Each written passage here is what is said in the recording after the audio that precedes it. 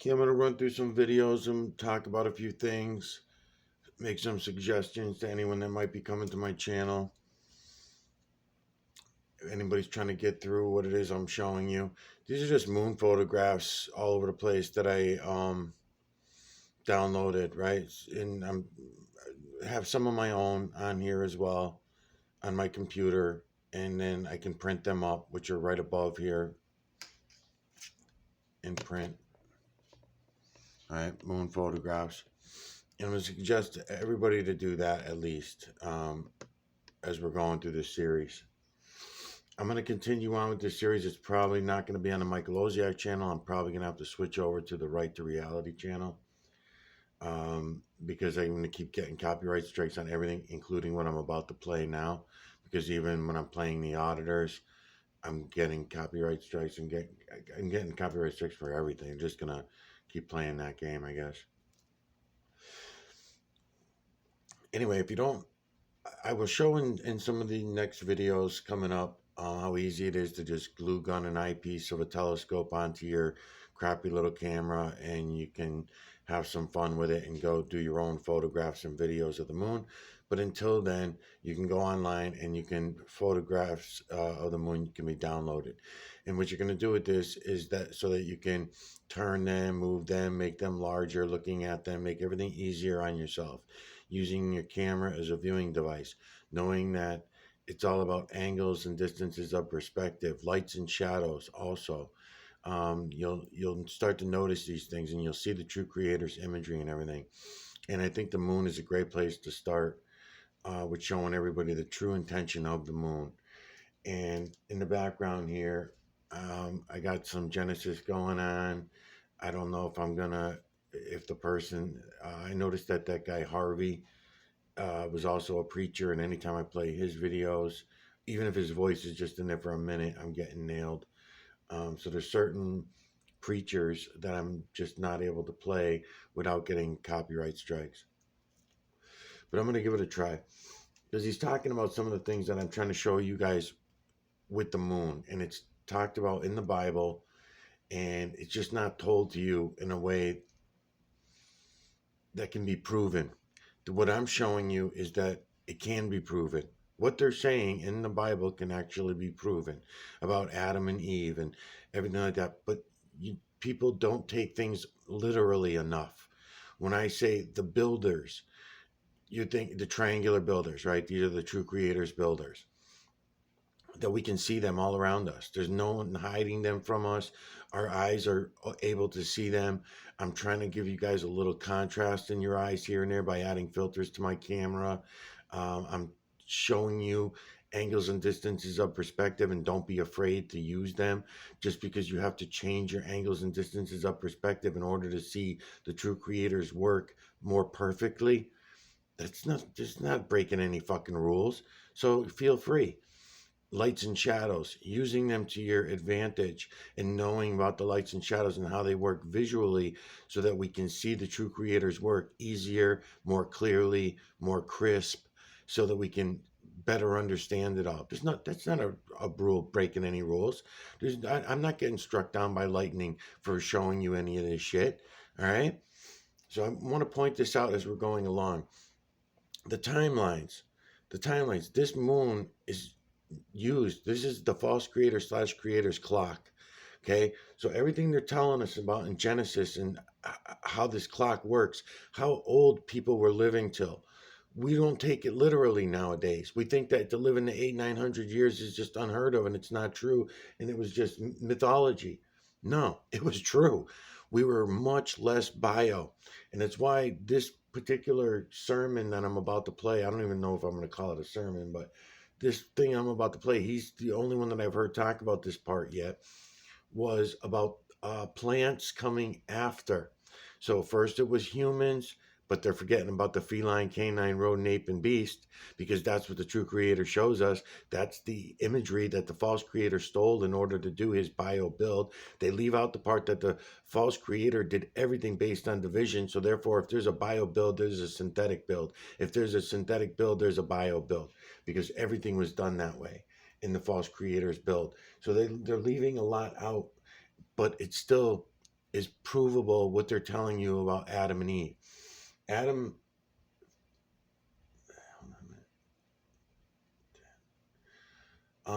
the Adam and Eve stories have truth to them, but because they leave out so many other truths, and because they have so many open doors to where people could take their imagination, don't bother with your imagination. Stick with reality. What I'm going to be showing you, we can see today, 2000, 2024. It's 2024, I think it is anyway. According to their fake math. Now, don't forget, humans are liars, so 0 and infinity are a lie. So all the calendars have to be redone. It's not going to be hard. It's not a big deal. The calendars all have to be redone. Um, the clocks have to be redone. It's not a big deal. I've been telling you guys. I've been doing the clocks. I don't know if it'll be all blurry because let's see if I can set it up here without it falling. Probably not. No, I'd have to hang the fucking thing, which is no big deal either because there is a thing on it. It is just like any other clock. Let's see. So what I'm trying to, oh, I guess there is no screw there. There we go. So, oh my God, it's so fucking dark in here. I can't even see it anyway. It's the 1 through 9 clock. Okay, it's not a big deal. I have not even re-geared this. I have not re-geared it. So, but that should be okay as far as the second hands go. The seconds hand, because the seconds hand counts for 1, so that's okay. But once we get into anything, with a 10 in it, we bring in the 0. So it's got to go. So the 1 through 9 clock. Try to get it a little better because the light's really shitty in here. So the 1 through 9 clock is what I wanted to go back to. Now, I'm not stuck on this idea. I'm not even stuck on it. But at least I can bear with the thought. And it's just like doing the math. 1, 2, 3, 4, 5, 6, 7, 8, 9, 11, 12, 13, 14, 15, 16, 17, 18, 19, 21, 22, 23, 24, 25, 6, 7, 8, 9, 1, 2, 3, 4, 5, 6, 7. You know what I mean? It's not a big deal. You just kind of forget about the zeros. Let them go away. They were a lie. They were a lie. We should not be living life by lies. And that's what we're doing. We're living our life by all lies in every direction. And I guess that normalizes it for everyone. It somehow normalizes the shit. So what this guy's about to talk about Genesis and talking about Adam and Eve and being broken from the rib. There might be more truth to that than even I even know, but it doesn't even matter to me.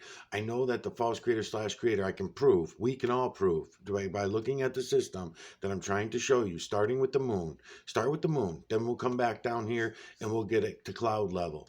And we'll have to talk about a little bit about all your lies about condensation trail lies and your geoengineering lies, and we'll talk about your industrial revolution lies and all your fucking lies and all your war lies and all your stealing of people's monetary system is all lies. So we'll get into all that a little bit. We'll have to by the time we get to that. But before we do, in this series, because it'll all go back to auditing in the end. It has to, because this series is to the auditors.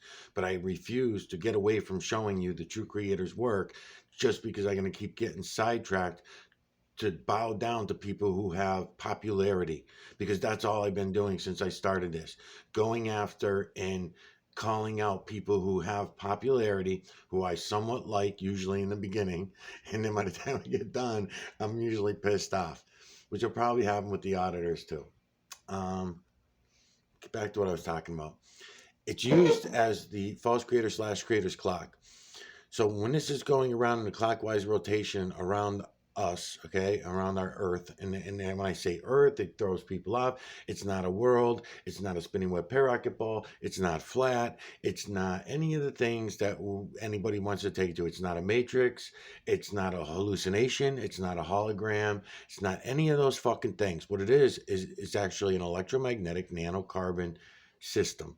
Okay, that's it. It's that fucking simple. It's not even complicated. And it blows away any of this garbage computer shit, televisions, radios, all the garbage that they've been feeding us, the human population have been feeding themselves for all these hundreds of years. because it's only been a couple hundred years that we've been feeding ourselves this kind of garbage, and we all look up to it and bow up to it, up to this, right, up to the technology. Oh, we got Google.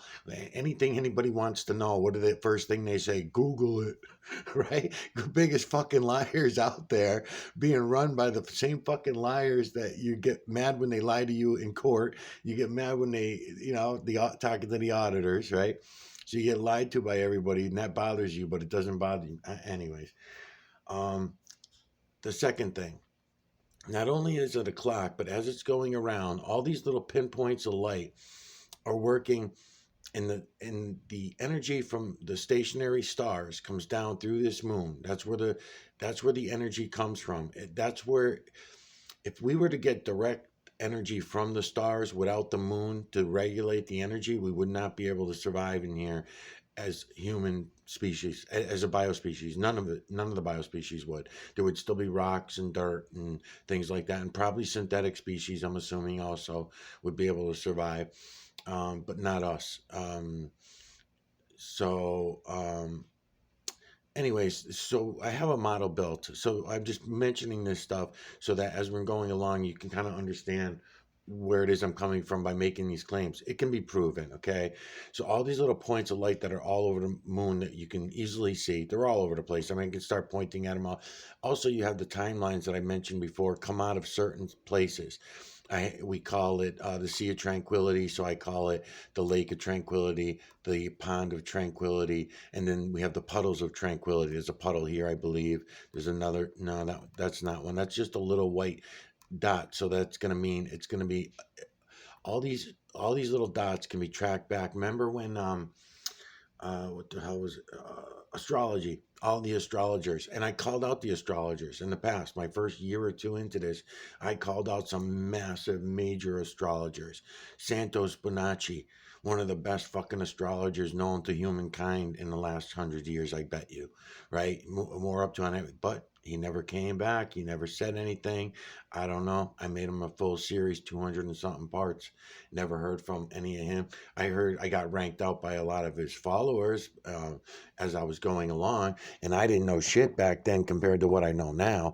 But I knew that if I just kept looking and I kept watching, then I would just automatically see everything for what it is. I didn't have to guess. I didn't have to go along and be a follower anymore. I didn't have to do that. Back to the moon. The moon also works as a electromagnetic nanocarbon regulator. When souls are being issued to this realm, to the bio realm, to the false creator slash creators build, then this moon is what's regulating those souls. Now, there's a lot of things that I don't understand about that, about the souls that are being issued, and I don't really get it. Um, just briefly, feline, canine, rodent, ape, human, and beast. That leaves me a lot to wonder, where is everything else, right? In the true creator's imagery, I see feline, canine, rodent, ape, human, and beast. So therefore, in the false creator slash creators builds, he had nothing to use except feline, canine, rodent, ape, human, and beast. And that's what he did. And that's what was here. That's why when I just heard this guy doing this sermon and he talks about humans being first, okay, fine, I get what he's mean by humans meaning feline, canine, rodent, ape, human, and beast being here first, because that would have been the false creator slash creator's original build, totally leaving out the synthetic build that the false creator slash creator also built at the same time as the bio builds, because we know that that's a fact, because number one, I can show them to you, and I can show you what they looked like. They looked like the Easter Island statues with ridiculously long limbs, legs and arms, long, skinny limbs. I'm talking ridiculously long. I don't know, 8, 9 feet probably, maybe more, because their torsos and their heads were larger than ours as well. That part's hard for me to determine, because I'm obviously not seeing them in this realm. What I'm doing is I'm going to show them to you, that we can see them only in certain places. I've only seen them in the ancient fucking dwellings that some of the flat earth channels were going into. And I'm yelling in the background as I did those videos saying, "Don't you see it? Don't you see it?" And anyway, so when I got through that part of it, that I started realizing more and more about what was going on with the moon. So going around in its rotation, it's going around and it's making connections with the earth. It's going, that connection goes through the earth back out the other side to another duplicate, because again, everything that the false creator slash creator did was based on division. So if there's an up, there's a down. So if there's a left, there's a right. If there's a backward, there's a forward. If there's a positive, there's a negative. If there's a black, there's a white. It's the way the false creator did his entire fucking build. So there's nobody gonna now convince me, now that I can see it all. Nobody can now. I know that once you all go look, you're gonna say and feel the same way. No one can convince you otherwise, because you can now see it for yourself. You don't need to listen to their shit no more. When they tell you this is a spinny fucking ball and it's spinning around and everything, and then you just don't happen to catch the backside of it and everything, you're full of shit. So you can do that by knowing the imagery in the moon on the outer edges is the easiest way. It's a clock. It works just like a fucking clock. But for the sake of investigation and realization, right? Go around and look at, study all the images that are around this edge of the moon, and start watching the moon in the photographs that you're doing, in the videos that you're doing. You can do them yourself. You don't need NASA. You don't need any fucking education from the school system, lying motherfuckers. You don't need none of that, right? And once you got all these images down, then every time you're recording, every month when you're recording the moon, you will see these same exact images on the full moon, and you'll know, oh my God. And then when you don't have a full moon also, right, you'll still see the images on certain sides, depending on what side you're able to get, right? And you'll still be able to get those exact images. So that tells you the fucking thing ain't turning like a ball, that's for sure. No, it's going around like we would think of it as a clock going around in our sky. That's why they call it the wheel is turning when they make songs about it. Somebody way up the ladder knows everything that I'm telling you. Someone up the ladder, and it just that's why I get so pissed about the 7.8 billion zombie slaves, because that is who deserves our anger and our frustration, are us. We, the 7.8 billion zombie slaves. We did this to ourselves, and we continue to do it. The evidence is in the fact that I had been showing this for 6 fucking years, and still nobody. Come on, man. No fucking way. So, the moon is used as the false creator slash creator's clock. We have no appreciation for it. We don't pay attention to the imagery in it. That if we watched the imagery and we saw the timelines and we pay attention to all these timelines, then let's say if there was me and even 10 other people, right? I don't even need thousands.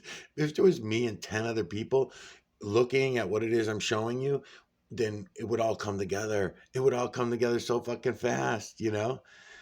And I'm not talking about distractors. I have plenty of people to distract me from what I'm looking at. I don't want that. I want somebody that's going to go look at what it is I'm showing you and see it for yourselves. And then you come back and I'll know if you see it for yourselves and how well you're looking and how much you're paying attention by what you should tell me you've seen. What is it you see? And then I'll know if you're full of shit or not. Anyways, electromagnetic nanocarbon regulator. You got an entire system just like ours with all the same, what we call planets are not planets. Okay, what we call a moon and the sun are not a moon and the sun. That's not what they are. The energy that they cast is not what we're told it is. We are lied to about absolutely everything. And the biblical lies are just fine with all the educational lies, the political lies, and all the other fucking lies. So for some reason, the religious lies to go along with all those lies makes no sense to me. So in other words, for example, you had stories in the Bible that could only be interpreted one way, of the earth not being a spinning wet parocket ball. It could not be interpreted that way. But yet the realm of it could. And then they would consider those the waters. Instead of the ocean being considered the waters, now it's going to be considered that the entire electromagnetic nanocarbon system, that's the real system, is now going to be considered the waters, but we're going to consider it the upper atmosphere, the lower atmosphere. We put human names and terminologies on these atmospheres, levels of the atmosphere. That's not the way the true creator does anything.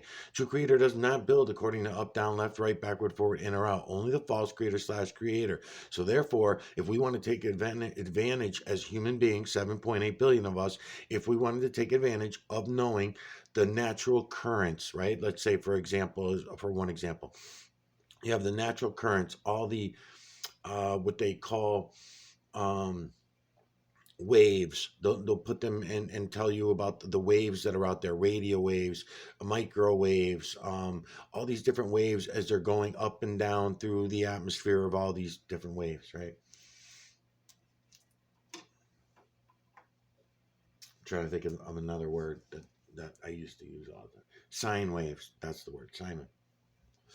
SINE waves. Okay, so those sound frequencies, electrical frequencies, electromagnetic current that is going through our system. Okay, so if we paid attention to that and didn't have to turn on the television and say, we're going to listen to the weatherman, right? So now we got to listen to the fucking weatherman lie to us because everything that the weatherman's telling us, he's getting that information from the same people that are dumping the fucking trails out all over the sky. So how could he possibly be wrong for all these hundreds of years even before the Jets were doing it, we had what was called the Industrial Revolution. We were putting whatever heavy metals and minerals up into the atmosphere in different locations, and we also influenced the current with trees that would absorb the carbons from the atmosphere faster than they could rise in different areas, depending on where we wanted the current to be influenced, right? So we knew how to do all this, but yet we pretended we don't. We pretended we didn't know this. Oh, I didn't know. I didn't know if we started all these factories and had all these wars. And then because we're having the wars, we got to make these certain heavy metals that go into making the weapons for these wars. So therefore, now everyone's paying attention to the weapons being made and all the humans being killed and lives being lost because of the weapons directly being made, the heavy metal in our hand. But nobody's paying attention to all the heavy metals and minerals that are rising up into the atmosphere and totally controlling the system, right? No one's gonna no. Oh no, we don't even pay attention to that. So it's just like I was telling you about the fingerprinting shit. Over the years, since Sherlock Holmes, supposedly whoever the fuck it was that invented the fingerprinting to match people and identify the human, totally unnecessary, totally not even needed, really stupid thing to do because really we were absorbing inks into our bodies all those years of doing that. It was another form of slavery and they were purposely doing that. It's not good to absorb inks into our bodies. So we can overlook that by saying, oh, well, we worked in factories during our life and we were absorbing the inks and the chemicals that were in the inks, and painters, you got painters that painted with inks, right? And all that, and paints and different things. But yeah, they all got poisoned too. So they all got poisoned, but no one paid attention to it, so therefore it doesn't count. I don't fucking know, man. Fucking crazy. Anyways, um, probably gonna be a shitty video. I'm just gonna play some videos through. I just wanted to talk a little bit about the moon. I was planning on blowing up some of these moon photos and looking around at some of them. Guess we could do that. Um, I'm gonna do that. I'm gonna sit down with the moon photos and go through them like I do. But I'm looking back at my old videos, and there's so many of them, and they don't have any views. No one even looks at them, you know. So to keep making them, I don't know. I don't know what the hell I'm gonna do. Just see. Let's listen to this guy a little bit, and then if I think of something while he's talking, because like I said, when he gets to that part about trees, the plant life not being here. That's what I'm trying to explain to you guys. Before we had become so bio, that's why I'm saying humans dividing Adam are where all the other species came from after feline, canine, rodents, ape, human, and beast. Now that feline, canine, rodent, ape, human, and beast does branch out quite far because I noticed that a lot of small rodents look like large animals. In other words, you got the guinea pig, the guinea pig, right? Has features of a pig, therefore it gets its pig names, its body shape, and all that kind of stuff. And doesn't really, it's got a little bit of a snout starting to happen. There's like three other rodents that also, when I see them in the system and the true creator's work, when I see them, I say, oh, is that a pig? Is that a pig snout? And then I go up and it's not a pig. It's something like that. But size is hard to also equate because in the true creator's work, they're all different sizes. I can go look at them under a microscope and I can go and look at them in a telescope. So they're all different sizes, the images that we're all going to be able to look at. Once you go start looking, you'll see it everywhere. Same thing goes for the builders. It's kind of hard for people to understand that I'm talking about nanolith sized carbons. That means smaller than nanocarbons, but yet I'm showing them a triangular shapes all over the clouds, right? Let's say, for example. So when they're looking up the clouds, they can kind of judge in their mind and say several thousand feet this way, or I can see for 100 miles that way and 50 miles that way. And when I'm looking up diagonally, going each direction, because that's your angle of perspective and blah, blah, blah. Right. So we think that really quickly in our mind when we're thinking about that stuff. So when someone's telling you, yeah, the triangular builders, you're all around us, you can see them in the trees, the clouds, and down at a microscopic level, only a microscopic level, because that's all we're going to be able to see, because that's what most people have in their hand is a microscopic level. Okay, but really they're down to a nanoless carbons. I'll explain it in the future if anybody ever has any interest, but you can even see the nanos. You can see the nanos and the nanoless carbons with our own eyes. We don't even really need much for help. Magnifying glass does it, right? Um, but if you don't understand what they are, you're not going to believe them when you see them. When you see them, you're just going to take them for other things because you've been told that there were other things. You wanted to be told that there were other things. You wanted to be lied to. You didn't want any truth or reality. You just wanted to be lied to because it's still that way even now. All right, let me fucking stop talking. What's it? It's 20 something minutes of me talking about nothing. Genesis 2 continues the work of God, ordering the cosmos for his purposes, and establishing a working relationship with humans. But many concepts in this chapter cause confusion and misunderstanding. A man made materially from dust? A woman literally made from a rib? Are the authors talking about material manufacturing of the first humans? Or is there something more important that they are trying to teach?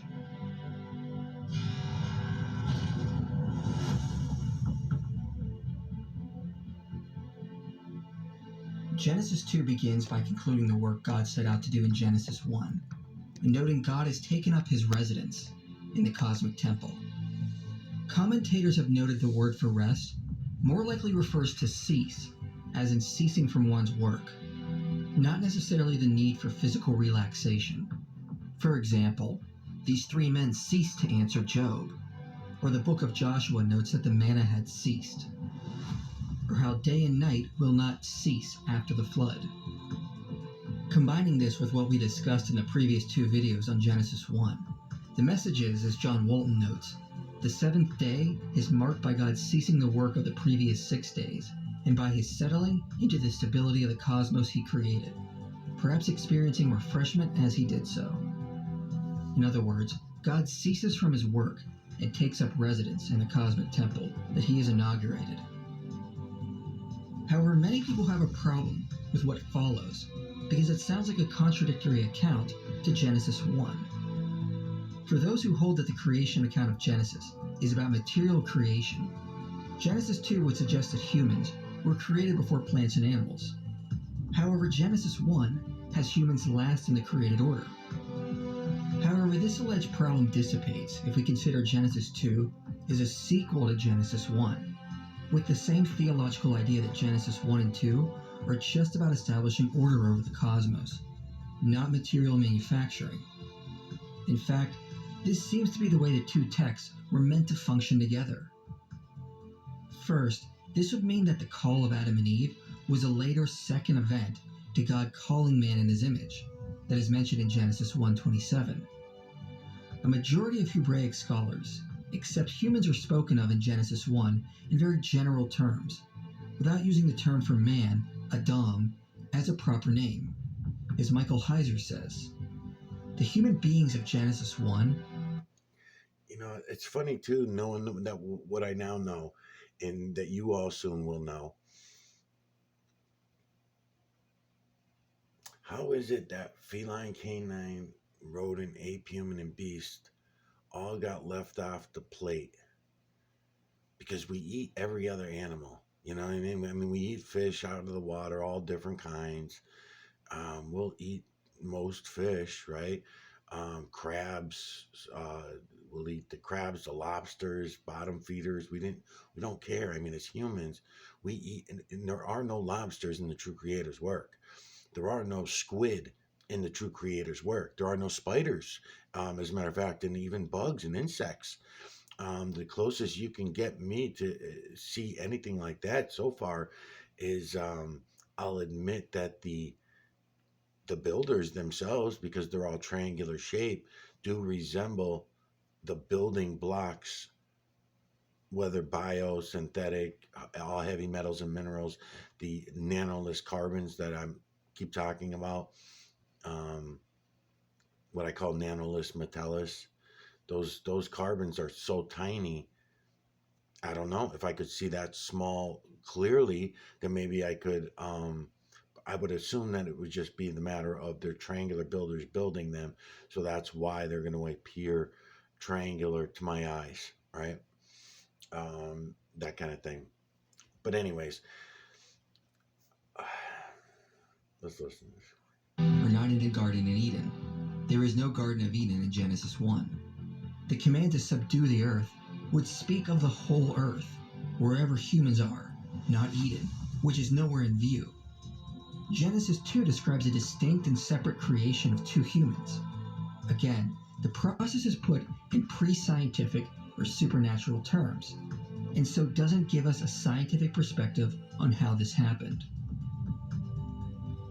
With this in mind, we need to remember in our previous video, we established God, making man in his image, is a theological election, or status, bestowed upon humans, not a material creation. So the image of God was given to all humans. Then, God called two specific people in Eden for another task. So this would imply there were other humans there before Adam and Eve. This actually makes sense with a literary device in Genesis. The second account of Genesis 2 opens with the phrase, "These are the generations of." This phrase occurs 10 other times in Genesis and is typically given with the name of a person and then that person's descendants. So the phrase introduces what comes after that person.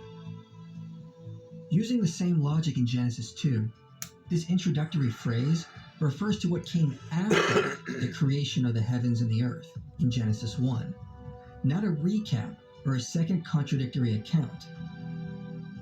These specific opening lines are a frequent literary device used to tell us what follows after the person or previous events. In other words, the story is simply picking up where Genesis 1 left off. But if this is the case, why does it say there was no vegetation in the land and no animals yet? Well, John Walton notes the plant. Yeah, because everything else came after. It was feline, canine, rodent, ape, human, and beast. We can see it all around us. So right now, this is the moon going through my telescope with my shitty little camera. And it is a little bit blurry because I'm actually shaking and lining it up, but it still doesn't matter. I can see the imagery very clearly. And so can all of you. You're just choosing not to look. You just keep choosing not to look for all this time. So don't worry, I'm not going to hurt you. I'm just getting up to get some filters. And I gotta grab a red filter and a blue filter, maybe even a green. Grab some filters. I'm gonna throw them out on the table here. Don't worry, it'll be all right. Everything's gonna be all right. So let's see. So I still got my clock out here, and I'm gonna probably go with a red filter first and see what I get. Because see, when the light's coming out from the computer, unlike doing a photograph on a piece of paper of the moon, you get a little bit, it's different because the light is reflecting around and reflecting around. That's one of the reasons why I also recommend that anybody that does do this print up moon on paper and plastic. Another one is pick up some see-through paper, some of that copy paper they call it, we used to get when we were kids when we wanted to copy somebody's signature. All right, and I'm just gonna play it in with this moon, and I'll keep stopping and going while we're listening. Plants in verses 5 and 6 seem qualified so as to indicate that they refer to cultivated crops rather than the general vegetation of Genesis 1, available to the gatherer. Although the words for plant and bush are simply general words used for plants, they are clearly qualified by phrasing them to be specific plants of a. Okay, so it's looking at the moon. It's all about angles and distances of perspective, just like everything else, and lights and shadows, just like everything else. So a lot of times you're watching me let lights come into the moon slowly. Most people that are doing the moon don't do that. They're not looking at the same thing that I'm trying to show you. They're looking to deceive you from what it is I'm trying to show you. So what I'm going to recommend is if you are taking your own videos, then allow the moon to come into your telescope and leave your telescope. Don't just try to keep your telescope on the moon the whole time. I mean, certainly you can have times like that. I'm just telling you that there is benefits to letting it come through your telescope the way that I'm doing it, and I'm doing it for a reason. Lights and shadows mostly. Um, Also, different times of day that I'm doing it, different times of night, all that kind of stuff are going to come into play because different angles and distances of perspective. So as the moon's coming through in its clockwise rotation, I can acknowledge that. So what I'm doing is I'm going to go up to a couple timelines. We're not even seeing the timeline because again, lights and shadows. I see the timeline and I know where it is. I would not expect anybody else to see it, but I see it, and I'm just so familiar with them. I know where they are. So there's a timeline right here. Bink. So that timeline that's right here, I'm staying away from it. I'm going up to it like I always do. I'm right here. So I'm going up to it and I'm coming back. And the reason, and I'm not even letting them come all the way in. Usually I would normally, even years ago, I would have had to let this moon come all the way in before I was satisfied. But I'm trying to show you something specific. So I can move my cropper in and out from that particular timeline to these other timelines. And when I do, you will notice that this face here, that this is the area that they tell you is the man on the moon. So you see the eye here looks like sunglasses up on his head. Eye, nose, mouth down here. See him? Now, every little change of my cropping tool, that's what this is, by the way. These are hydron croppers. They're highly expensive. Mostly you can't afford them. I cut them myself out of cardboard that I get from Walmart, but that's none of your business. I make a lot of money off these. So, anyways, you cut yourself a cropper to these different shapes that I'm just telling you right now are timelines in the moon. And when you cut them out these different shapes, it becomes easier for you to use and move around and get rid of the collage of the true creator's work because there's a lot of collaging going on. Your eyes will get used to it. So I move my cropper up and down and I'm bringing them in and out because I'm showing you we're going from this long eye with the bigger face like this out at this timeline here. See him? Yeah. See how the eye is this big eye. You can even see the pupil. I'll keep my stick out of there. Okay, watch. See how I can get him first, right? He's got that large eye. Then I can come in and go like this and change his look again. It's not me changing his look. It's just all about angles and distances of perspective. It's all about lights and shadows. And if you crop your cropping tool on these shadows and lights, right? Because that's what I'm doing. That's what they are. That's what the timelines are. That's how I identify them, anyways. So I'm gonna do a few weird things. I'm gonna point out a couple of things and then I'll move on. So I'm going from out here and then I'm coming into this time next. There's many timelines in here, but I'm coming. These timelines all mean something, people. These timelines are very important to know what the fuck is going on. So if you really think that this is the end times, you better come pay attention to what it is I'm showing you, because you're out of time. Anyways, so I'm moving to here. I come back to here. Eye, nose, mouth down here. All right. So there's a smoking apparatus in the mouth of this image that I'm talking about. I can also come out to here and we can drag this eye back here and with this eye and get that face for you. But I probably have to do this as well. But let me stick with this. Okay, this is the area where they tell you is the man on the moon. There's way more to this. Even me, myself, right now, I'm only giving you a small portion of this image. I'm just giving you, because It's image within image within image from the veil to the ground. So I'm just pointing it out so you'll be able to see it with your own eyes. Use your cropping tool. You come up, eye, nose, mouth, big lips.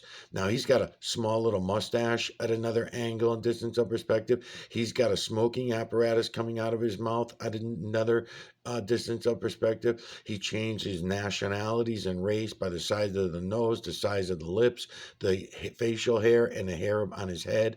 All changes. There's another one where I can come back this way at another angle. I can get you his whole ear and everything on the image. I mean, it's unbelievable. Okay, so now we've looked enough around at him. There are several more within him, and I'm going to go like this up to this one. Now, again, the false creator / creator does not influence anything that the true creator would normally put in. So even though the moon belongs to the false creator / creator, he only can replicate and steal and divide the true creator's work. I'm telling you that because these look like sunglasses, and you'll even hear me call them sunglasses. I'll even show you the connection, and I'll show you the piece that goes back to the ear. As I'm doing this, I'll even show you that. And at the same time, I need to explain to you, there are another angles and distances where there's pupils in here. And really those looking like glasses on a face of a nose and mouth. And it actually looks a little bit canine and at several angles too. Those dark eyes work on a canine also as well. All right, so now I'm going to go like this, up to here to this eye here, right? Because what I'm going to do there is I'm going to come in, I'm the one I call the wizard. So the wizard's coming in now. He's going to start coming in a few minutes. But you got an eye here with these big, deep, dark eye sockets. You got the nose here, mouth here. He's got the pimple on both cheeks under the eyes. Now, those work in a lot of different ways as we're going along. I know I'm moving my cropper, so I'm fucking you up a little bit. But we can get him very good, very crisp and clear. We can bring his face down and make it larger like that. We can bring some lights and shadows and pull some lights in. His timelines, he's got several of them as well, okay? Then you got this other one in that same image of the one I'm calling the wizard, where he's got this, look at his chin right here. He's got this chin that comes down like this. He almost like goes like canine when his chin does this, but he also can fall back to using eye, nose, and mouth down here of this other one. Let me see if I can get my other cropper in there. See? Using that as the eyes. See what the croppers can do for you? They can take away the collage look so that you can get the images that you want by using a couple cropping tools. You can come in and out and get the other image. Otherwise, I'm going to be here till I'm blue in the face pointing shit out to you that you're not going to see because it's so collaged.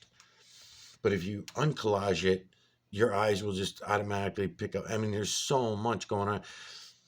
As a matter of fact, the other ones that I had you in on last week are coming in the opposite direction right here. But because it's at this tiny little bit of an angle, you're not going to see it. I'm going to have to bring you in on it to show it to you. It is pretty amazing that it is that way. Anyways, let's press play on the moon and let it bounce around a little. Let's see where I'm at with it. Okay. So then we're going to let it come into focus. And it is, by the way, a foggy night. I remember doing this moon. It was foggy. My lens kept fogging up. So it's kind of shitty. And I'm pretty sure the tree gets in my way and everything. That's all right. So there's an area over here right now that I can see that's a little bit fucky on the camera. I don't know if it's wet, probably from the condensation. So I got to kind of wait until it gets further in before I can get you a clearer view on everything going on over here. I just happened to notice it just now when I'm watching it, and I'm making sure it stays there to that edge of the camera. It seems to be. Yep, it is. So that means it's some kind of condensation on my lens. Not a big deal. This is why I say to download other people's videos and photos and go look at others' videos and photos of the moon, so that you can do this immediately. You don't have to wait for yourself to get set up to do your own videos. You can go start comparing moon photos, moon videos. And that these were plants that needed to be worked by men. In other words, the authors are noting there was no cultivation yet in this uncultivated land. Trygve Mettinger notes, What we have on the surface level in Genesis 2 is a garden planted for the maintenance of humans. Okay. And man's work. Just to let you know what I'm going to be doing. So I'm going to tilt my camera this way. Now I'm doing 360s on my camera outside, by the way, on the moon videos. This is a moon video. It's on Richard Lawz Series Part 178. I guess it's on the Miguel Everyone channel. I wasn't paying attention. So I'm coming up to here because this is the area that I had you guys in on the other day. Okay. So I'm going to just try to get that area straight so you can see. But bang. All right. So again, a little fuzzy, but that's okay. I can crop them for you and make it look better. Here has the primary function of providing food. So I'm going to crop them. We should also realize the text is referring to a specific area on Earth. I'm going to crop them and then I'm going to leave you to look for a minute. Specify the area they are talking about, which is Eden. This is why the specific features of the land are mentioned, which clearly means they are not referring to the whole planet, but the specific land of Eden, where there was no cultivation yet. As Michael Heiser says, the two humans of Genesis 2 are in a garden in a place called Eden, which is clearly not synonymous with the Earth, since it has specific geography on the Earth. In other words, since the syntax suggests Genesis 2 is a sequel to God ordering the cosmos for specific functions, it would follow then that God focuses angles and distances on of the sacred perspective space at the center of the cosmos that needs to be ordered into a specific garden to function as the temple where humans can meet with God. So Genesis 1 is about God ordering and giving new functions to the whole cosmos, and Genesis 2 continues the story by explaining that the next phase is constructing the sacred space that will function as the center of the cosmos. Humans are then needed to cultivate it and bring order to this sacred space, and two specific humans are given the high roles, as the first priest and priestess before God. It has been noted by several scholars the garden functions as the first temple. The Hebrew words for work and take care of are often used of priestly services to God, rather than agricultural tasks. So the greatest thing about looking at the imagery in the moon is that it never changes. It never changes. Once you get a grasp on what the moon actually is, your life is going to change forever. It's going to be changed for the better forever. All right, you're going to be able to prove your God. It may not line up with what you're told in the Bibles and at church and shit like that. It may not line up with that, but your interpretations, all of your interpretations of all your religions, they all will come back to what it is I'm showing you. It may not line up exactly, but go see it for yourself. This way you know for yourself what the truth is, and you're not taking others' words for it, because every religion that I can find so far are all insisting that their followers follow them blindly without evidence, without proof, and that's not right. The evidence and the proof is all around us. They should not be distracting us from it, and that's what they continue to do. In other words, Genesis 2 notes the land of Eden was uncultivated. God planted a garden there and placed man in it, where it would function as the first temple where man would commune with God and perform priestly duties, in addition to caring for the plants within the sacred space. As G.K. Beale notes, the task of Adam in Genesis 2:15 included more than mere spade work in the dirt of the garden.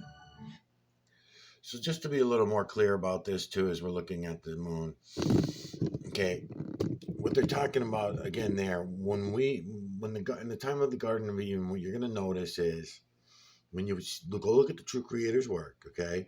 So that again, you're not just taking my word on it. I'm just trying to untwist what's been twisted, and I'm just giving you another way to look at it, so you don't feel like you're not able to go look, like it's some kind of sin to go look at what it is I'm telling you, that it's evil or something. It's not. It's just reality. It's the truth. It's what's always been there, but we all refuse to go look at. Remember, we're looking at the moon. I'm going to put a blue filter on.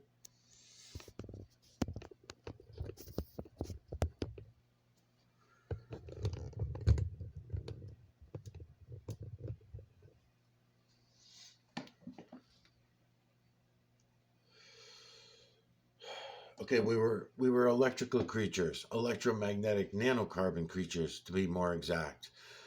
Okay, so at the time that they're talking about of Adam and Eve, right? At the time of Adam and Eve, I'm assuming, I'm just going to say that part, I'm assuming it was at that time because of all these stories that are coming out of the Bible, right? And out of the other books as well, out of all the other religions, all have similar stories to this. So when we go to the Adam and Eve stories, we were electrical creatures. We went further and further bio. So when we were told not to eat from the tree of life was actually the tree of death.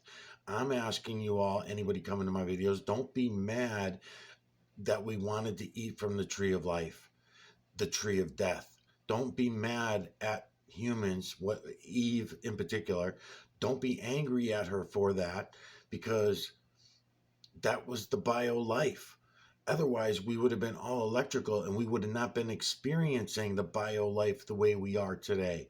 So, as much as I don't want to give any human credit to anybody, then Adam and Eve might just be deserving of the credit of our in being able to enjoy a life if our lives were not enslaved the way they are, then we would have a truly enjoyable, enlightening life. All of us would. And we would be living, by the way, if we did not eat the way that we do, if we went back to absorbing and secreting the way Adam and Eve were doing, because Adam and Eve, that was the only way they could have been doing it. They were absorption and secretion creatures, same way that the synthetic species that I'm going to bring you to show you, same way that they were. As a matter of fact, those synthetic species, they don't even have mouths. They have eye sockets, but no eyes. They don't have mouths, lips, anything like that going on. They have the arc of a nose, what looks like it should be a nose there, but there's no nostrils. There's things that are missing from those synthetic species that biospecies have either evolved or the true creator, I'm sorry, the false creator slash creator, either that or was included in the build. I don't know that still. I really don't know. I'm assuming that if the false creator slash creator, the one that we call God, if that false creator slash creator really did tell Adam and Eve somehow, I believe me, it wasn't done with human language if he did, or she did, or it did, that entity did. It was not done in the human language because that's not the language of the false creator slash creator. That's not the language of the true creator. They don't speak in words that humans make up because humans are fucking lying tongues, man. Mm. So, therefore, if I'm going to look into that story myself, from what I now know today about the truth of things and the reality of things, then I could say, well, then that is a possibility. There is a good possibility. Look at all the faces in there. It's unbelievable. Um, that if the false creator slash creator did send this message to Adam and Eve, they were not biospecies yet. Maybe they were not all the way biospecies. Maybe they were on the way to becoming biospecies. I can only use the words that I was brought up on and given to. Maybe there are other terms and words that are missing from all this. Maybe they were just electromagnetic nanocarbon species. Maybe they had not even become bio until they all of a sudden started dividing Adam themselves, because that's the other funny thing that everyone keeps living out on all these religions. Okay, humans began dividing Adam ourselves. We didn't leave it up to the false creator slash creator, the one we call God. We didn't leave it up to him to keep dividing Adam, we humans started dividing Adam. So do we want to look into that a little bit? Maybe somebody wants to look into that, because this guy here that I'm listening to now, he talks about that too, about Adam and Eve's children are all getting married to each other and carrying on that way, but then also bringing up different excuses and reasonings for the Garden of Eden to be a place on earth, not to actually be the earth, right? And all this kind of stuff. So they bring in all this twisted shit that comes into it. I'm telling you, we can see it all. We can see it all. You can have any of these images that are making up the moon, I guarantee you are going to be, I guarantee it. When the Freemasons come out and tell you all, and they tell you, here it is, it's ending in 10 minutes because we're going to end the whole fucking thing and start over again. This is what we do every couple hundred years, every couple thousand years, whatever it is. Who knows? Because their zeros in their infinity make math impossible. You have no sense of reality based anything because you're so lied to about absolutely everything. So these images that I'm pointing out to you all could have representation. The one that I showed you on the other side of the moon, that when we flip this moon around the other way, that represents, I'm sorry, let me rephrase this. That shares the likeness and image of the Jesus Christ that was drawn for us by humans, for humans, and by human consumption, for human consumption. Okay, that image is in this moon, right? But then there are also Walt Disney characters in this moon. This character that I keep bringing you in on right here, eye, nose, mouth, ear with the broken teeth. Then, he's got horns coming up here. Why do you think I keep bringing you to him? Well, not only the horns. It's not only the horns. It's also the detail in here. And I'm not even at his perfect angle. I'm not using cropping tools, nothing. He's right there. You cannot miss him. You cannot miss it. And then all these faces next to him. Look at this dude. Eye, nose, mouth down here. And he's got this big, elongated, weird looking head. There's several angles for this image right here that's next to this one. And look at, they share a timeline. See this? I went off a little. Hold on. Look at, see this? That's a timeline. And that so those two share a timeline. What does that mean? That means that if we knew what the hell we were talking about and we were paying attention, then your God, what I call the false creator / creator, because that's what it is, then that God is wants us to see this. That God has intentions. He didn't tell it to me in words because he doesn't use words. He showed it to me. He's fucking showing it to you right now because you're all coming to my videos and watching them and then running away and not going and looking for yourselves. So here it is. I'm showing it to you. There you go. It was all just explained. With this one area of the moon that I'm keep bringing you in on, you're being told tens of thousands of years of history just with one look. You don't need words. You don't need the words coming out of my mouth. All you need to do is go look at what it is I'm showing you. I'm pointing at it. You can play some music in the background if you want to listen to my swear words. Okay. Timeline come down this way. So look where that timeline divides. Look what it divides, right? Look at these images. Now there's millions of images on both sides of that timeline. Don't get me wrong. My point is, at certain angles and distances of perspective, at certain times, these are cut off. So you're only going to see this image, and you'll see another image more clearly. Same way as I was explaining that this timeline right here, right? This one, there's one right here.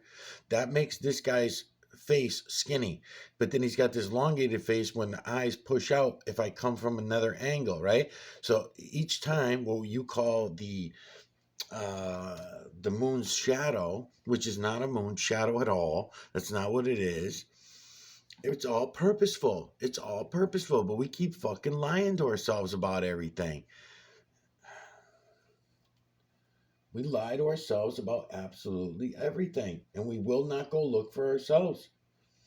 Nope. We'd rather live by the fucking lies. Well, live by the lies and die by the lies, as we all say, because the implication may be that God places Adam into a royal temple to begin to reign as his priestly vice-regent. In fact, Adam should always best be referred to as a priest king, since it is only after the fall that priesthood is separated from kingship, though Israel's eschatological expectation is of a messianic priest king. This is also seen in the call to name the animals. John Thomas Swan notes God calling Adam to name the animals is considered an act of establishing order. The issue of this part of the passage is not about material creation of the animals, but the main theme is to note that Adam has been elected by God in aiding him to bring order and stability to the cosmos. Either way, the passage in Genesis 2 doesn't indicate there were no animals before this in Eden. The specific act of bringing them before Adam, or possibly miraculously forming them from the ground, is only done for the naming process, so Adam can help bring order to creation. Again, the theme and aim of this chapter seems to be more on order and functions, not material creation. This is most seen in the conclusion of the chapter. Many young earth creationists claim we ought to take the whole passage literally, but this is impossible for even their own standards. Genesis 2 ends by noting a man shall leave his father and mother and hold fast to his wife, and they shall become one flesh. What, are we supposed to believe Adam and Eve joined physically together like Siamese twins? If the passage is meant to be literal, why aren't Christians lining up at hospitals to be sewn together to their spine? So you see what I mean about light to light? So that's what I'm doing with the moon. I'm letting it leave my telescope before I shut the telescope down. Granted, I'm going to lose a lot of imagery around the edges here, but then again, I also pull in a lot of shadows. So shadows that I normally wouldn't have got with the telescope centered. So anybody new coming along will tend to see a lot of these images a lot better around the edges in these times like this, right? And also, what I'm doing is I'm allowing whatever the telescope, the shadow, you want to, whatever is here. It could even be a house, a tree, whatever's in my way of the view of this moon. As it's coming through, I'm taking advantage of all this light and shadows being thrown around because here's the image that I was showing you. He's on a little bit of a right of an angle, right? But he's coming in better and better every time he gets closer this way because he's throwing the lights and shadows around better for me. The imagery becomes more crisp and clear for me. So let me see if I can prove that. Come back in again. Yes. His timelines even separate, right? So now it's even easier for me to crop him. His other hairdo is coming in even better, right? He's pulling in other colors as this is happening and separating that image that I keep bringing you in on. Eye, nose, mouth, beard down here, several different hairdos. He's got the short hairdo, but it's spiky. Then I can bring out another angle where all this gets worked in as his hair, and his eye is this really large eye that I keep telling you about. You can easily do this. All this down here that matches the color of this face up here gets pulled in. This goes to be a tongue, the tongue sticking out, right? Which is also right now actually matching the color of this. This tongue will go red. So I can move the camera around, play with my angles and distances of perspective. Don't have to add any more filters because right now there's not a red filter on there. That's a gray filter. But yet you can see the colors, the blues, the greens. I see a lot of different colors actually popping, even some reddish. I see some reddish tint too. But what it's doing is it's separating that whole area that I keep bringing you in on. It's just, I'm purposely doing that. Otherwise, if I didn't wait for this lights and shadows things to happen, right, I'd have a harder time showing it to you. And you might not come across it on your own. What I'm doing for you by doing this lights and shadow thing, letting the moon go through the telescope all the way, the reason why it's such a big deal is because then you will see things on your own. And then by adding the cropping tools, could be anything, your fingers, then you'll see that you can crop the images on the timelines and you will see certain images more clearly. You will see the addition of a part of a hairdo. The horns will be more obvious to you at another, right? There you go. So the horns become more obvious, right? Horns in a human face. That's kind of funny. The tongue, when I come down here and I start to crop and I got a cropping tool right next to me. I'm just being lazy. When I come down here, I can do the same thing with that whole area by going like this and bringing some lights and shadows around and give you the larger image. I haven't even taken the camera off the stand. And taking the camera off the stand and changing my angles and distances of perspective, holy shit. I'm just really just tired of wasting my time because nobody looks. Look at, look, man. Look at this fucking shit, right? Look at his broken, his teeth, look at the teeth that are broken and everything and his tongue sticking out, right?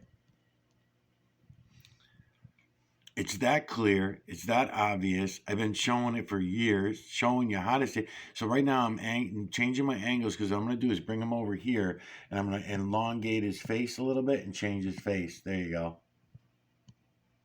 There you go. To a different human face. That one actually kind of baldish.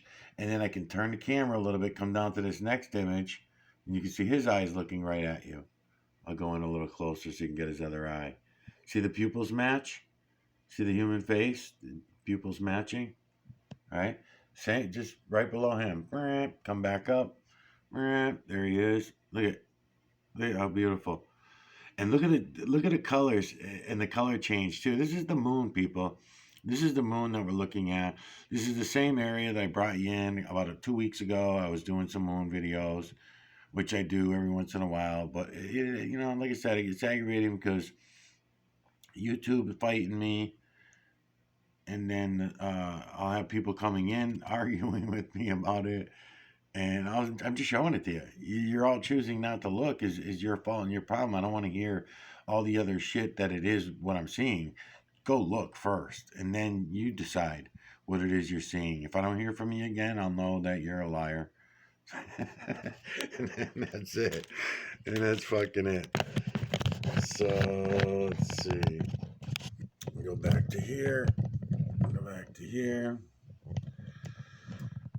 Um, it's funny too because right in the same area that I'm showing you. I'll just do this too. All right. So he's right. Let me get him back again. So right here.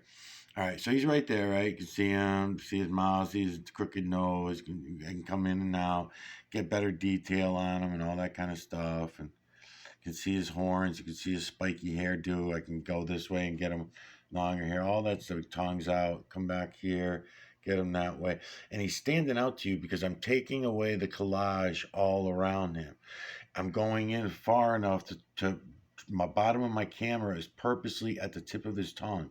I'm leaving it up for your eyes to get rid of all the other distractions around him. I'm not cropping him with the cropping tools like I could be. Because if I took the cropping tools, put them on both sides, on both timelines, on these two particular timelines, I should say, because there's another timeline here, and there's a timeline here, and they're all over the fucking place. And I'll show you why. Because when I come out this far, right? So what happened was I was just pulling out, and I went like this, and then I happened to notice, and I was like, oh, okay, so I should probably point out this. So I'm just turning totally upside down. This is the one that I was in yesterday that I was showing you guys, and I was coming down on his eyes like this and showing you his barrel chest and his arms and everything like that. So we can all do this, okay? So I'm coming down again. There's the sunglasses look with the sunglasses. You can see his hairdo. You can see the broken teeth. There was the same fucking eye, broken teeth, everything else it's used for that I was just showing you up top or on the other side. I'm bent over right now with my head tilted. I don't have to do this. I could just wait because I do 360s with the moon.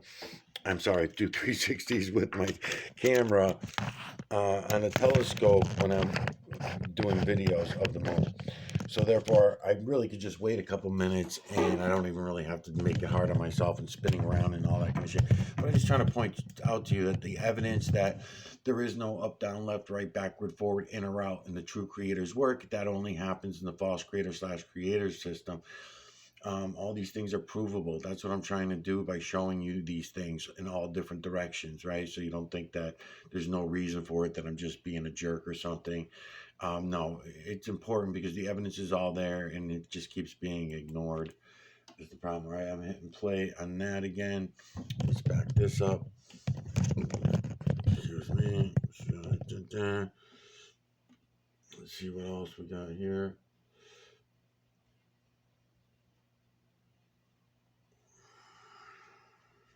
Spouse. The point of verse 24 is man and woman ought to function as one flesh, as that is the proper order for a marriage to follow. And this should be a clue to how we are to understand the symbols and terms in the chapter. The authors are using metaphorical language to describe human relationships and our relationship with God. It's like one of those puzzles when you're watching and getting to know everything for a while, Um, I'm saying that because as the moon's leaving my view right now, know this whole area. I know every fucking area. It's easy. Once you're looking for a little while, you get to know everything. But anyway, here's the lips at a close up as the moon's leaving my telescope, right? Here's the little bit of hair on top of the lip of the what you call the man on the moon that I was just telling you about 5 minutes ago. The large set of lips is all here. It's all here for you to see. The tip of his nose is there. You can this. I'm just showing you the detail in it all, and then you can see the hair. And then here's the smoking apparatus coming out of his mouth, a little bit darker at the tip, right? Little bit of smoke looks like it's coming up from the tip of this smoking device. I already explained to you, I have no problem admitting that anything inanimate objects are just me seeing what I want to see. I'm just pointing it out to you. That's all. I'm not saying it is smoke. I'm not saying it is a cigarette. But I certainly am saying feline, canine, rodent, ape, human, and beast over and over from the veil to the ground. There is nothing else. It is feline, canine, rodent, ape, human, and beast over and over from the veil to the ground. Faces only. Even though I'm showing you body imagery, even though I'm showing you inanimate objects, if I was seeing the bananas, the pineapples, the coconuts, then I would show them to you. And I would admit that they're there and I see them, but they're not part of the true creator's work. That's us seeing what we want to see. So just know that we're missing a lot of things in here. So to give the credit of all those things that are in here with us to the same false creator slash creator that created us, not just in the image of himself, because it wasn't, is in the image of the true creator. False creator slash creator built the human species, not the true creator. The true creator has an electromagnetic nanocarbon system, and his builders do build everything in this realm, but they were not of his invention. He just doesn't really give a shit. He'll build whatever is in here. In his realm, is much beyond our garbage, the human bullshit stories. It's way beyond all that. I don't think he gives two shits about any. I don't see any evidence for it. Let's put it that way. That there's no anger, upsetness, not coming back to fucking strike us down for anything that we did or anything. No, don't give a fuck. You know who does give a fuck? The humans that are pretending that they don't know all this.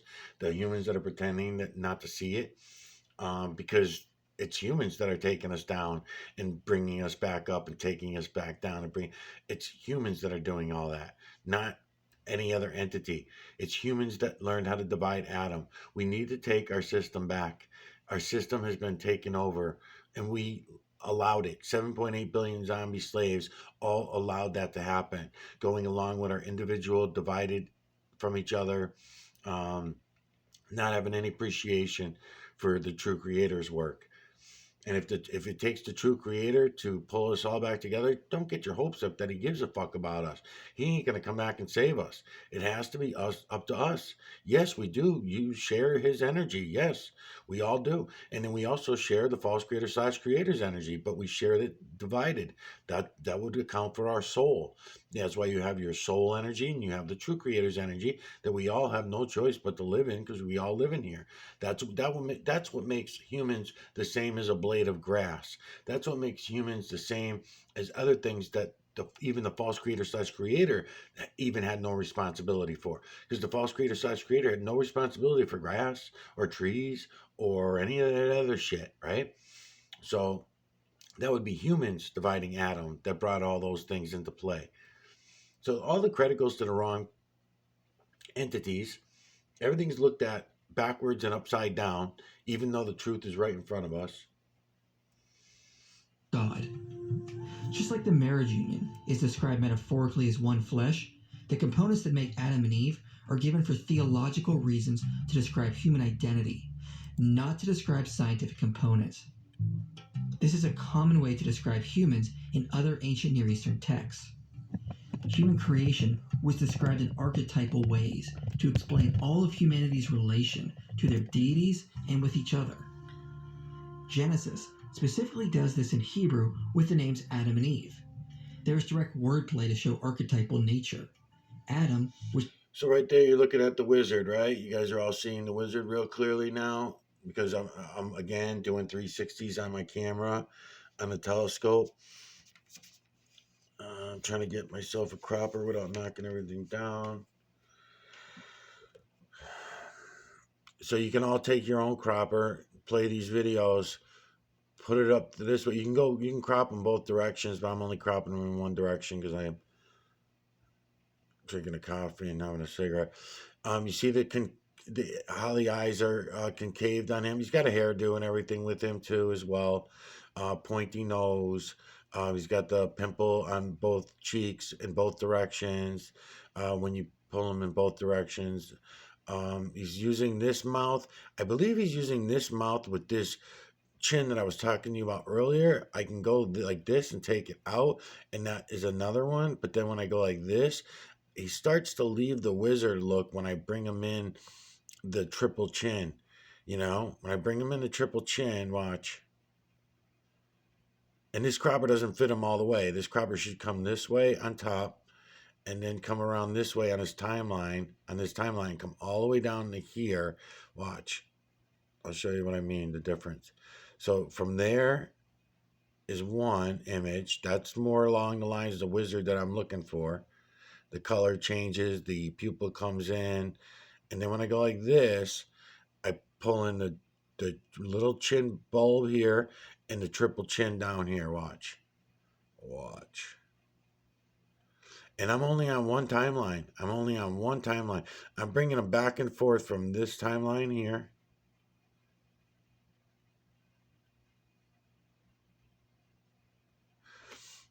Yep. You can see them. You can see the fucking timelines. You guys will get to know these timelines like the back of your hand real easy. You just start looking and you'll start seeing them. I can't stay on it with the stick, but see, I can't stay on it with the stick. There's another one right here. So some of them look close together in our eyes, right? Each one of these timelines is going to mean something, and we're not figuring it out. We're not looking. Anyways, so there's the wizard. Which means man in Hebrew, is given the name specifically because he is an archetype for all humans, and wordplay is used because he is connected to the ground, Adame. Woman, Isha, is wordplay on Ish, which means man, because Isha was taken from Ish. This doesn't directly mean Adam and Eve were not real people. I've already argued I think they were real people, and the real first priest and priestess of creation that stood in the first temple before God. This is just to note that how they are described, with their given names and ingredients, was meant to teach theological and relational importance, not scientific truths. As John Walton says, in summary then, there are both differences and similarities between ancient Near Eastern and Israelite presentations of the archetypal humans. Ancient Near Eastern texts speak of a collective archetype that is connected to deity by being made of divine ingredients, that does corvée labor for the gods.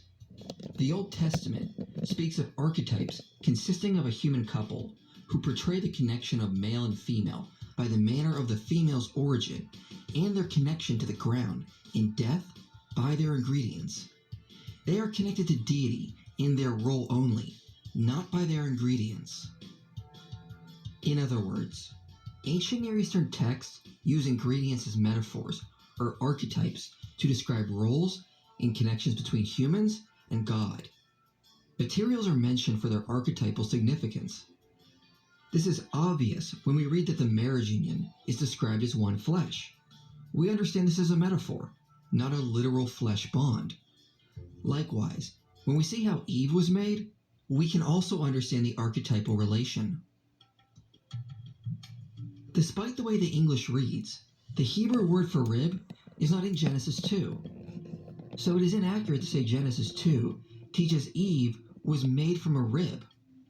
This should be obvious when we read Adam's first words when he sees her. He says, "This is bone of my bone and flesh of my..." Well, metaphorically, okay, we can buy into some of that, but I'm telling you, all the false creator's entire build was based on division.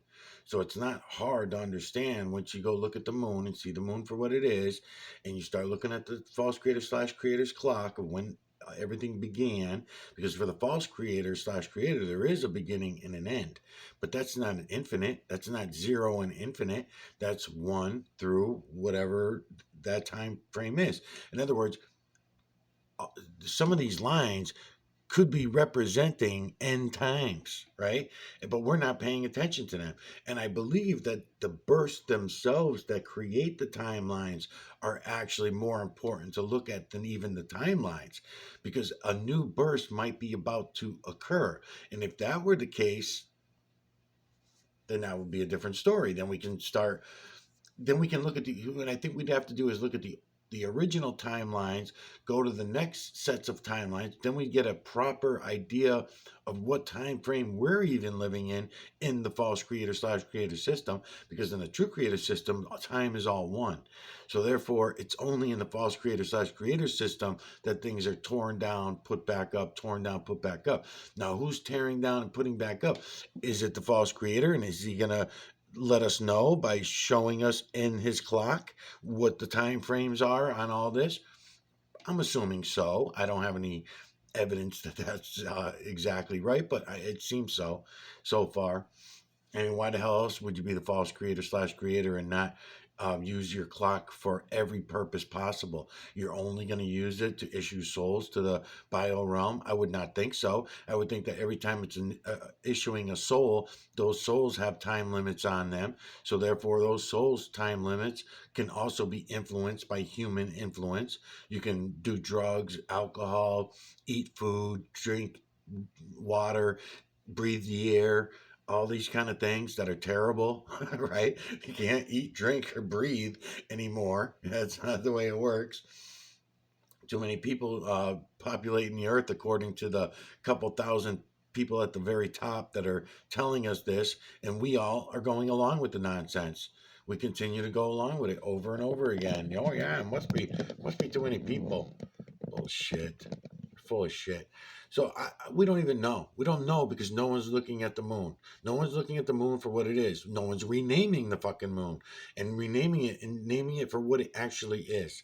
You can come up with some fancy name. You use the initials. Electromagnetic nanocarbon regulator. That's what it is.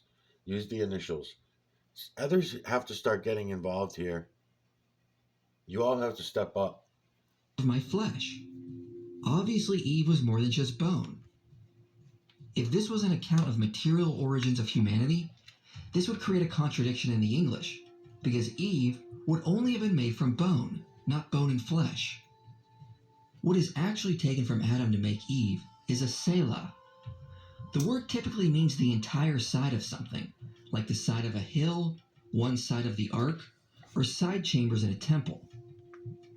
Even the Akkadian cognate is ambiguous and rarely does it refer to a single rib, but more refers to the side of someone.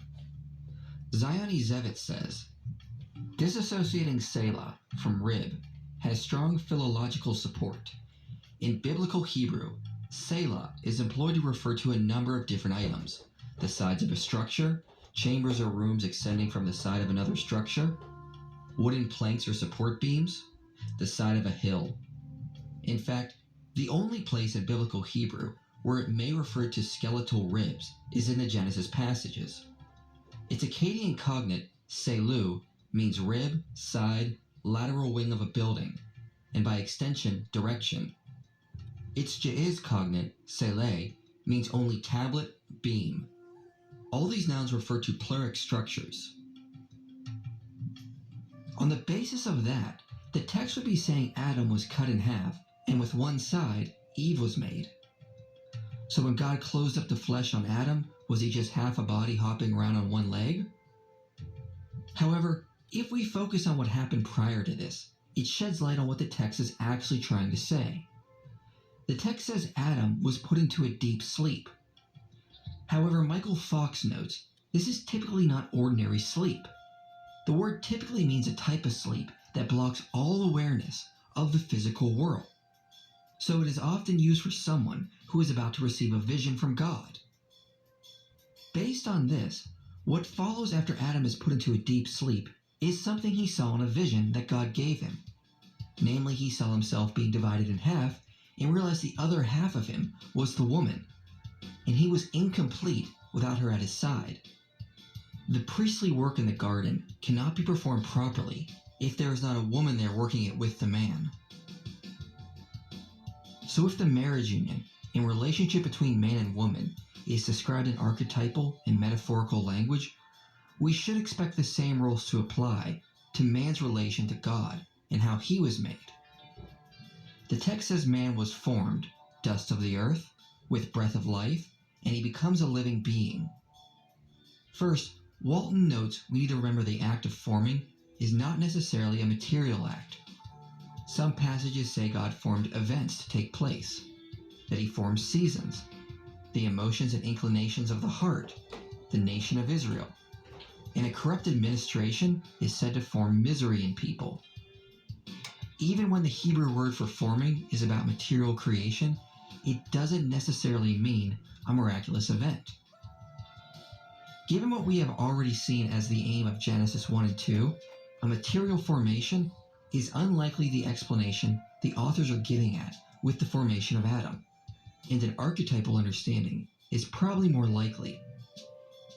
Next, the preposition from is not actually in the Hebrew of Genesis 2. The actual text would read, God yetsared man, dust of the earth. So in reality, there is no direct claim man was formed from dust. The text really seems to be saying, God yetsared man, who is dust of the earth. Being of dust is a common archetypal theme for humans used to represent their mortality. Genesis 3:19 says, For you are dust, and to dust you shall return. Man is dust currently, and will return to dust at death since we lost access to the tree of life. The text of Genesis 3 is pretty clear. It was access to the tree of life that made man immortal, not something inherent in our own biology that we lost. As Trygve Medinger says, however we choose to understand Genesis 2:7, it is clear that the wording does not imply eternal life, immortality. This is only to be obtained by eating from the tree of life. Or, as Joshua John Van E notes, first, before the fall, Adam and Eve in the Garden of Eden did not possess the living forever attached to the tree of life. It was possible for them to die. Their bodies were susceptible to natural death. Second, because of the possibility offered by the tree of life, Adam and Eve were not doomed to die until after their disobedience concerning the tree of knowledge. Thus, human death is a result of sin. Also, the Bible uses the metaphor for dust to describe all of humanity. Being of dust is a common way to denote human mortality. Job 10:9 even says he was made like clay. But obviously Job was not ignorant on how babies were made. Being made from clay or dust was a common way to describe humanity in the ancient Near East. In other words, it is understood as a basic idiom to denote one is mortal. Being made from dust denoted a statement of identity, not a scientific claim, which is why man is called dust directly in Genesis 3:19. Paul even teaches a similar notion in 1 Corinthians 15. And explaining Christ's resurrected body, he compares it to Adam's body, the type of body we all have now, which is corruptible and mortal, and must be changed to a new form of our body that we will receive, and it will be immortal and imperishable. So Paul seems to teach Adam did not have an immortal body like Christ. The implication Paul is telling us, as Van E notes, is that Adam, as created, needed a change to inherit the kingdom of God. Next, despite the way the English reads, the Hebrew phrase for breath of life doesn't actually appear anywhere else in the Hebrew scriptures. So the only context we have is Genesis 2 for what this phrase is supposed to mean. So far, we can see we have a claim that God yetsared man, dust of the earth, then breathed into his nostrils the breath of life, and he became a living nephesh. Given the archetypal language used to describe the marriage union, man's relationship to his wife, the idiomatic nature of dust, and the aim of Genesis 1 and 2 being about the functions of the cosmos and humanity, the aim of this verse is probably the same. Richard Hess notes the word nephesh can have multiple meanings, but typically represents the vitality of a person or one's desire to live. He notes the Hebrew of Leviticus 17:11 is written in a way that the nephesh describes that element of the person that chooses life, seeking it and experiencing it.